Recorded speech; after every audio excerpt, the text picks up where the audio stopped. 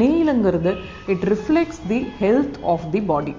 For instance நம்மளுக்கு ஒருத்தருக்கு வந்து ஒரு ரொம்ப ரத்த சோர்வு இருக்குது, பயங்கர அனீமியா இருக்குது அப்படின்னா அவங்க நகத்தை தான் நம்ம ஃபஸ்ட்டு பார்ப்போம். அந்த நகத்தை பார்த்தீங்கன்னா பயங்கர பேலாக இருக்கும், ரொம்ப ஒயிட்டாக இருக்கும். அதை வச்சு we can find out that the patient is anemic. சில பேருக்கு வந்து பார்த்தீங்கன்னா கிட்னி டிசீஸ் இருக்கிறவங்களுக்கு அவங்க நகம் யூரீமியா அப்படிங்கிற ஒரு டாக்ஸிக் ஸ்டேட் வரும்போது அந்த நகம் வந்து பாதி ப்ரௌன் பாதி ஒயிட் ஆக ஆரம்பிச்சிடும். ஸோ அந்த மாதிரி ஒரு இண்டிகேட்டர் வந்து நம்ம நகம்.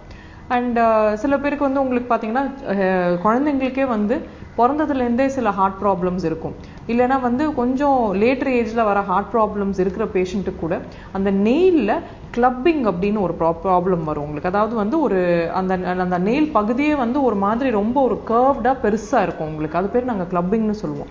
ஸோ இந்த கிளப்பிங்கை பார்த்த உடனே அந்த பேஷண்ட்டுக்கு எதிர் லங் ஒரு ஹார்ட்டில் ஒரு ப்ராப்ளம் இருக்குங்கிறது அடுத்த இன்வெஸ்டிகேஷன் பண்ணி நம்ம கண்டுபிடிக்கிறதுக்கு ஒரு யூஸ்ஃபுல் டூலாக இருக்குது.